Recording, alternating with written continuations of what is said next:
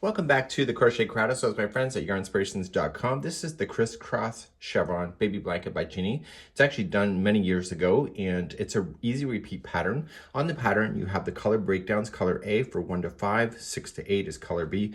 I'm going to leave that for you, but I'm going to get yourself started on this because the stitch work to repeat is actually really quite easy. So what you see in the pattern itself with the colors, it's just a matter of changing the colors. If you'd like to change the size of this particular blanket, it's in multiples of 24 plus 3, so you just go 24, 24, 24. When you're happy with the width, then you just add 3. But keep in mind, as soon as you do the waves and stuff, you actually need a lot of chains in order to make that, because the wave, when you have a line that goes straight like this versus a wave, the wave actually absorbs more of that chain in order to follow it. So just keep that in mind, and we're going to begin, and I'll show you what the multiples are, and you can do this. So it's chaining 47 or 147, just in case you need that. The pattern is suggesting Caron 1 pound and Caron Jumbo yarn. I'm just using Caron Big Cakes in order to do this with a 5.5mm size I crochet hook, which is the same for the Caron 1 pound. Let's create our slip knot, and you can chain 147 if you wish, or you can be like me and do the multiples of 24, 24, 24. When you're happy with it, just add 3, so you can do that. So please chain whatever that you decided, and I'll be right back in just a moment. So I'm just going to do the multiples. So I have 2 multiples of 24, so I did 1 to 24, 1 to 24. Once I'm happy with the amount of chains that I want, I'm just gonna add 3 more for the balance. So you can see that when it's straight, it's a lot longer, but as soon as you get the up and down motion, the chain becomes a lot smaller. So consider that, and let's move on to row number 1.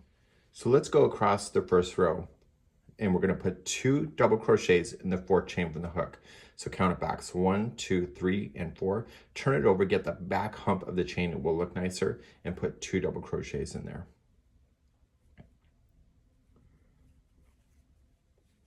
If you're asking about the hook, because people keep doing that, I just bought it on Amazon. It's a no name. Okay, what we have here is double crochet in the next 8 chains. So let's double crochet the next 8. So we have 1, 2, 3, 4, 5, 6, 7, and 8. So we're going in the down motion. I can already tell that just by the way it's done. So now we're going to be at the bottom of the valley. So over the next 3 stitches, we're going to do it twice. We're going to put 3 together, double crochet. So 1, 2, 3 are going to come together. So yarn over and go into the next chain, pull through 2 and hold. Do the next chain the same way. So yarn over, in, pull through 2 and hold, and one more time. Okay, so you'll see 4 loops, yarn over, pull through all 4. That was a 3 together double crochet. So over the next 3, we have to do exactly the same thing. So this is 1/2 of the valley. So over the next 3, we're going to do a 3 together double crochet.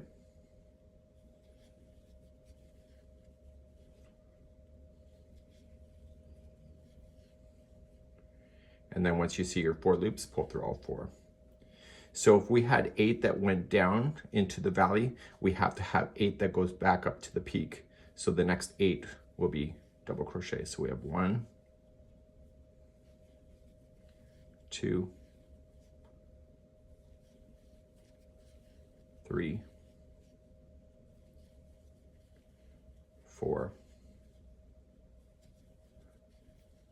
5, 6, 7, and 8. So 8 goes down, 8 goes up.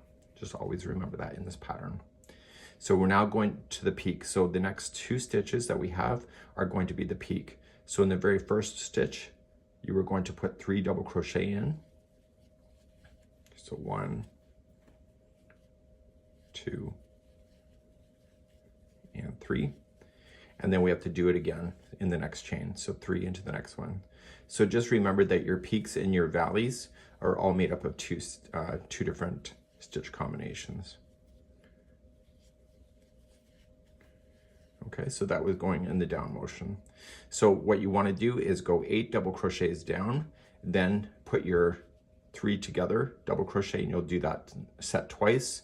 Then you'll go 8 double crochets back up, and then in the next 2 stitches you'll put 3 double crochets in each, and you're going to do that all the way. So what I'm going to do is I'm going to leave that for you, and I'm just going to continue along. So if you want to put me on pause to do that, you can, and I will show you how to finish off the row. So you're going to go up and down in the motion, and then eventually you'll come to the last side, you'll be going in the up motion. And so after you get your valley done, you'll put 8 double crochets in a row. So we have 1, 2, 3, 4, 5,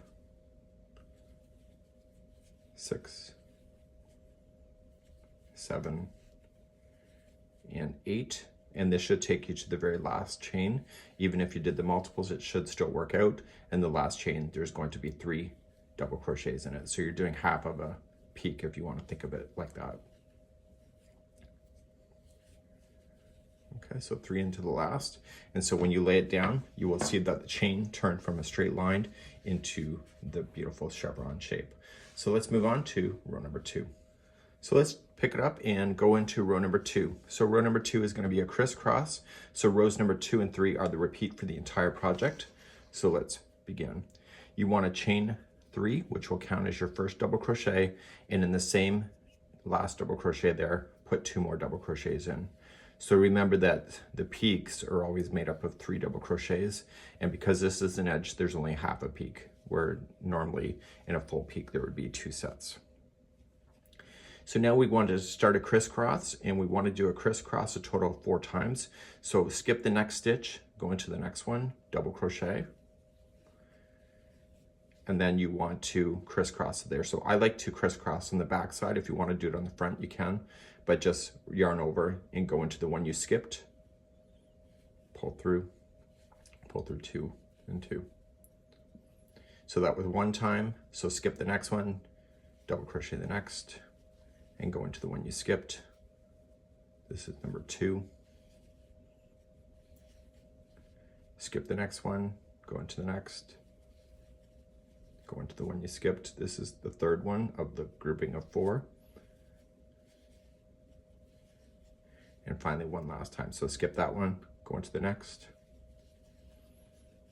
go into the one you skipped. So there's going to be always 4 crisscrosses going down, and then over the next 3 stitches, so the last one of the 3 should be the first part of the valley. So you're going to do a 3 together double crochet. So using those 3 last stitches before you get to the very middle of the peak. Pull through, and before you start and crisscross going up, the next one, and next one, and next one is a 3 together double crochet.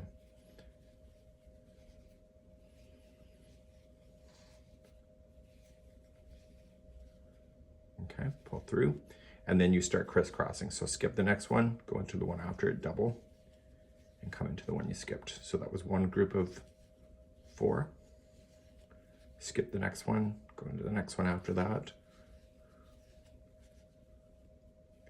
So your crisscrossing that you do, this is one of my ultimate favorite stitches. It's easy to do, and the texture is really easy to maintain.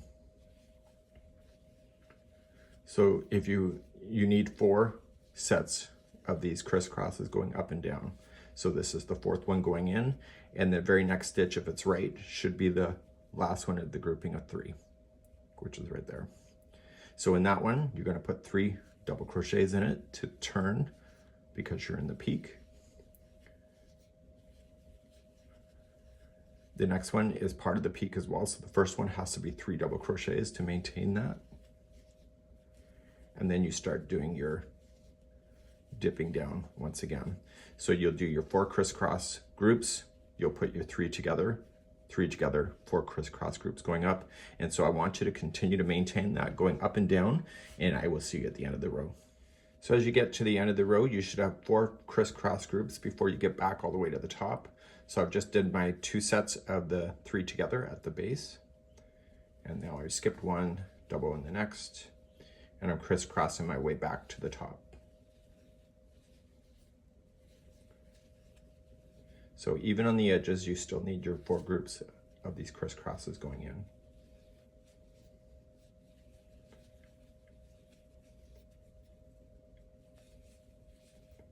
Okay, one more set. And I know you're thinking you're running out of stitches. You're not yet. You still have one more stitch to go, which is the turning chain right there. Okay, so don't go into the space, go into the chain work and put in 3 double crochet. And so then you'll be able to maintain that stitch count. So after this row is done, you can see the crisscross has been maintained, and you'll see that it's more stable, and it's awesome. We're going to begin the 3rd row, which is the very final of the repeat. Let's begin the very final. And this is the repeat, so rows number 2 and 3 are the repeat. Rows number 3 is the same as kind of what you did in the very beginning. So you're going to start with chaining at 3 and put 2 more double crochet into the first stitch. We're not going to worry about crisscrossing now. We're just going to put 8 double crochets down in a row. So we have 1, 2, 3, 4, 5, 6, 7, and 8. Then over the next 3 stitches, which will include this 3 together, is going to be the 3 together double crochet. You may not need to count excessively like I am here on tutorial format, because I probably wouldn't if you can visually see the stitch work and where it goes. So put the 3 together and then 3 together before you go back up the other side. So 2 sets. And so this makes the crisscross look more standoffish. So pull through and then do your 8 going up. So if you don't have to count, which I'm not going to, but it's 8 going up, and you can just look and see where you think it needs to go. And if you want to double check once in a while, you can. So I'm looking for where the grouping of the 3 double crochet is, and I know that the last one of that group should be the should finish this section. So I got 2 more left. So there should technically be 8 double crochets. So 1, 2, 3, 4, 5, 6, 7, 8. You can see that this is the one of that 3 into the same. So this will be 3 double crochet.